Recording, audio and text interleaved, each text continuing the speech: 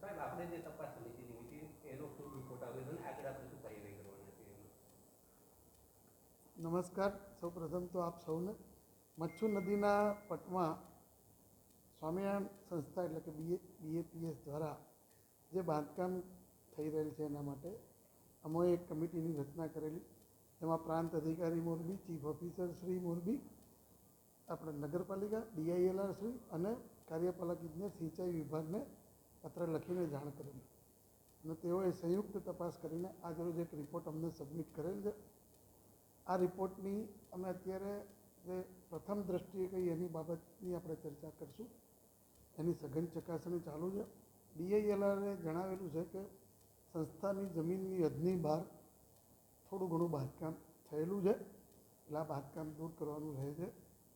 એની ઉપર એ જ પ્રમાણે ચીફ ઓફિસર શ્રી અમારા જે મોરબી નગરપાલિકાના છે એમના રિપોર્ટ મુજબ કે વોટર બોડીઝમાં જે નજીકમાં જે બાંધકામ હોય અને જે એની મર્યાદા હોય એનું નિયમોનું જે પાલન થયેલું હોવું જોઈએ તે મુજબ પ્રાથમિક દૃષ્ટિએ જણાતું નથી. એનો અમે રિપોર્ટનો અભ્યાસ કરશું અને એ બાબતે એમાં જે દૂર કરવાનું થશે એ દૂર કરવા માટેની કાર્યવાહી કરાવશું. અને નગરપાલિકા દ્વારા બાંધકામ બાબતે જે નોટિસ સંસ્થાને આપવામાં આવેલી છે એનો સંસ્થા તરફથી જવાબ આવશે અને જે રિપોર્ટ આવશે એ યોગ્ય સમયે જે તે સંબંધિત અધિકારી આપશ્રીને માહિતી આપશે.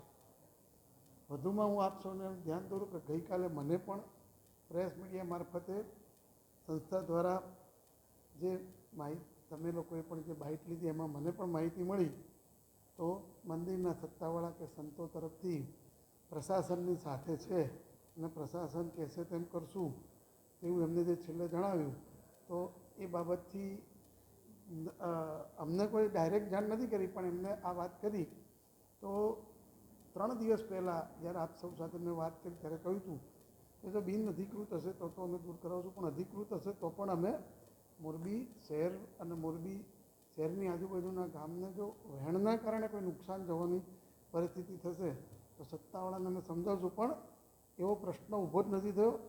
મંદિર સત્તાવાળાઓએ સામેથી જ પ્રશાસન સાથે રહેવા માટેની વાત કરી દીધી છે.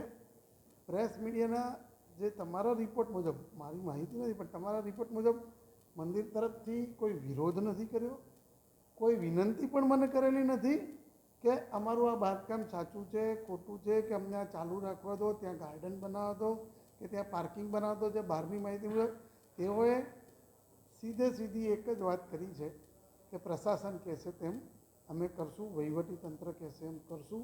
એટલે મારા હિસાબે આ મુદ્દો હવે વિવાદનો જે મુદ્દો જે જણાતો હતો 2 દિવસથી હવે વિવાદનો પ્રશ્ન રહેતો નથી.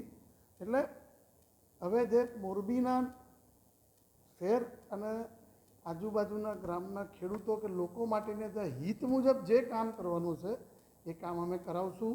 જે બાંધકામ નડતરરૂપ હશે, પ્રવાહને નડતરરૂપ હશે એને દૂર કરવા માટે અમે સંસ્થાને સમજૂત કરશું, સંસ્થાને બોલાવશું અને બોલાવીને તેઓ લોકો પાસે જ અમે